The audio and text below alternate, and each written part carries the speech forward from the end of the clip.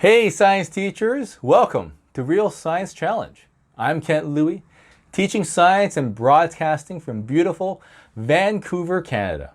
Wherever you are in your career, thank you for doing an awesome job teaching your students and developing this craft we call science education. Today is another episode of Back Pocket Science Lessons, where I share a science lesson I have in my back pocket that I pull out during emergencies, like when it's Monday morning and Carl jammed the photocopier and walked away, and I don't have any handouts for my class that starts in 10 minutes. Thanks, Carl.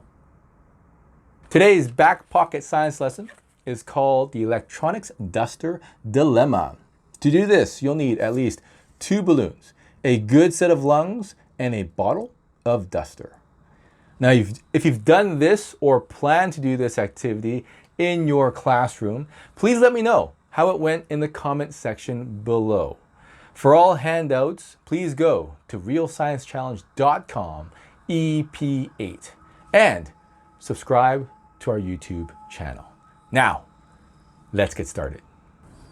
This is electronics duster. It's basically a can of compressed gas used to clean computer keyboards. Pressing this button right here releases a stream of gas that has enough pressure to push particles out of these cracks. Now, what I often wonder is whether a computer duster is a scam.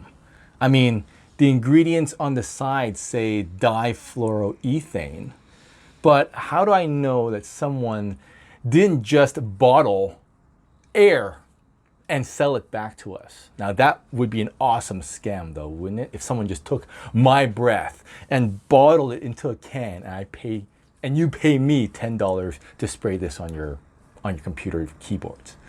So for this back pocket science lesson, I show my students a can of duster and I tell them that I wonder if it's all a scam, and I ask, what could I do? What test could I perform to determine if the gas in this can is different from the gas or the breath coming out of my lungs?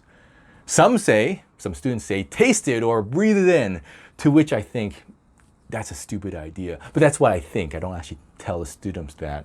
But I respond by saying we don't taste or breathe anything into ourselves purposefully in science class. And I also tell them, I get it. I know what you want to do. You want to find a property that is different between this gas and perhaps the breath that comes out of my lungs. So is there a property we can test without inhaling or tasting? One simple test is to measure the density of the air from my lungs and compare it to the density of the gas from this can. Density is basically the amount of stuff or mass that is packed into a volume of space. And every material has its own density. First, fill up 1 balloon with duster.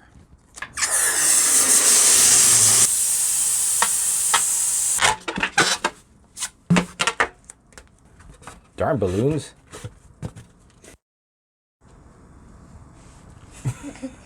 So first, fill up your balloon, 1 balloon with duster, take 2.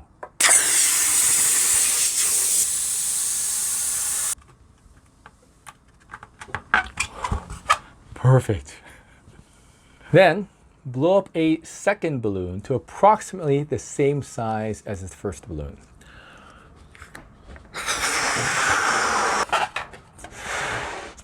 Let's take a look.